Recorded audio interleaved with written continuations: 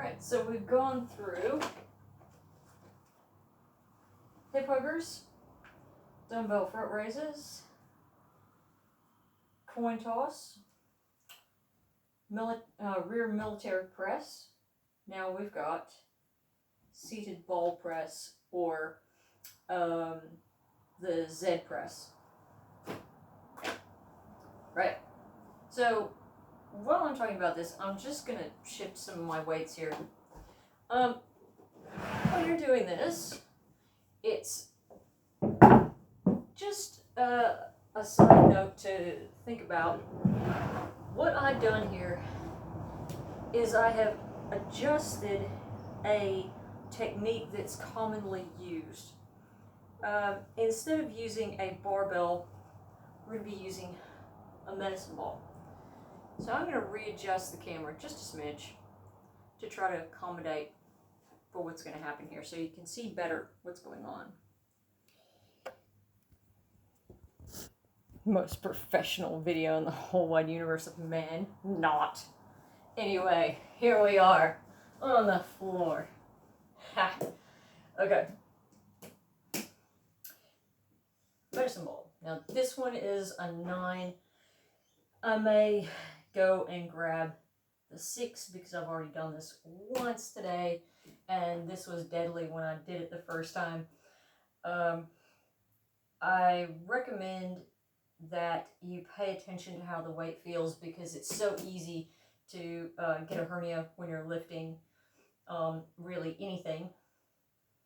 I know that normally, yes, the legs are out straight, but let's face it, this is a medicine ball. So we're going to want this as close to the body as we can get it when we first lift it anyhow. And part of the trick of lifting this to begin with for the start of this exercise is placing the palms of the hands on these little end tags that actually have, you know, like the branding, the weight, that sort of thing printed on them. So I'm going to place my palms on those, and then I'm going to take my fingertips and I'm going to wrap them on the underside of this orb.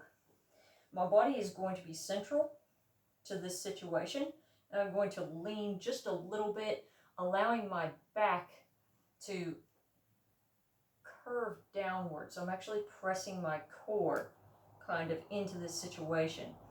And this is a variation on a lifting technique that I learned from cheerleading, so it may or may not be the best way to perform it. However, I like it, and I have had some back irritabilities, we shall say, over the years, and so I'm very cautious about how my back feels.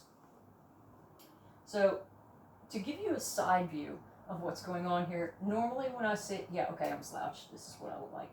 Worst posture ever, I know. But when I'm fixing to lift this ball, watch what happens. See that? It was from this to this. So there's a curve here that happens that doesn't normally take place. And I'm pressing in with my fingers. My fingers are pointing down towards the floor. My thumbs are pointing away from me. My palms are on those end points. And I'm just going to lift and bring it into my tummy. I'm just going to place it in my lap. Now this is just to kind of get you started so you understand how this movement works. It gets a little bit tricky. If you don't feel comfortable using a medicine ball, that's understandable, because at this point it's going to get kind of interesting. The palms of your hands are going to have a pivoting point for this orb to sit on. So this isn't exactly the easiest exercise to perform. What I'm going to be doing is I'm going to be pressing the heels of my palms against the orb and allowing my hands to shift from the bottom of the orb to the sides, to the bottom, to the sides. And you see how that helps me lower and lift, lower and lift. And that is probably the most difficult part of this movement. Understand you can cheat when you do this. You can place your elbows on your chest if you need to rest. Some exercises better than none. Just try to make sure that you at least wing out a little bit when you're performing this exercise, just so you're building some extra strength. Other than that, I suppose you don't need any more information. Let's see where we are on the minutes. Oh yeah, we can do this. We can do this. I just have to make sure I'm within my time limitation for what YouTube permits. Now this is a 3.5 minute exercise. So whatever medicine ball you choose, make sure it's going to be something that you can get through 3.5 minutes of. That's where I'm going to pause this video and go get the 6, because I'm probably going to change from the 9 to the 6 part of the way through. Give me a second. Well, I've just had a look where all of my equipment is stored, and I cannot find the 6 kilo, which means I have put it in storage because it's been so long since I've used it. So I guess I'll just have to suffer through with the 9. Here we go. Watch it be in the background somewhere and you guys see it and you're laughing because I don't, and I can't see the forest for the trees or something. This could be great. If you spot it in the video in the back, put it in the comments section. I'd love to see it. Alright, here we go. Oh, it's the reverse order of the instructions. You'll hear in the song Sally Up, that's actually down. And Green Sally Down is up. So it's the reverse order of the instructions, and you'll see why when we get into the exercise. Here we go.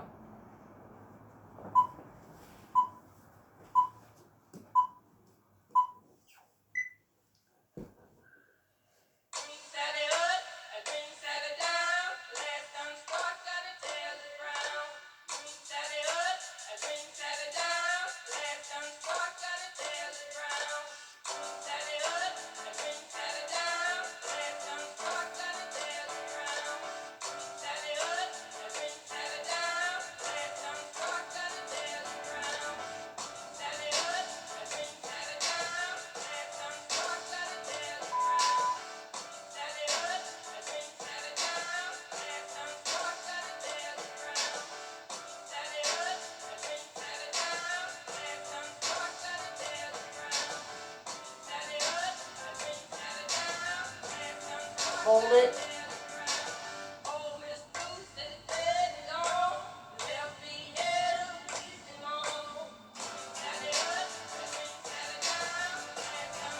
Nearly a minute. Right there.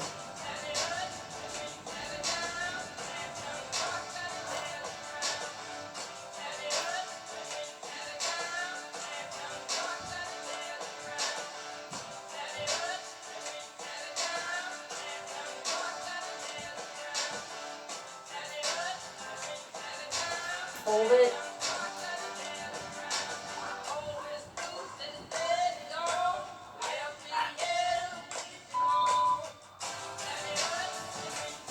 We're past a minute and a half.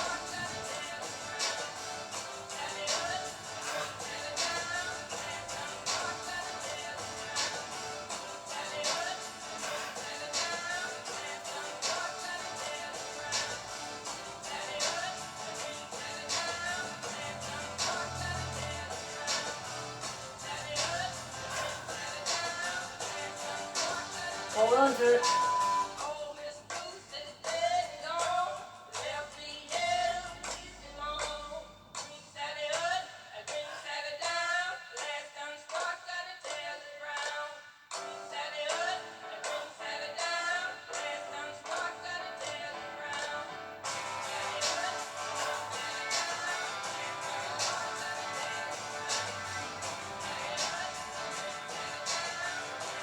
Thirty seconds left.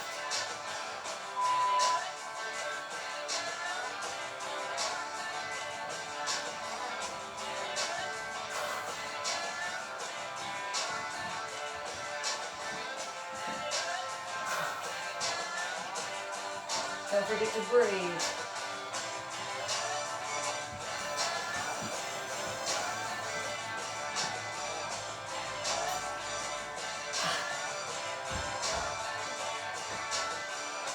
That's right, it's 3.5.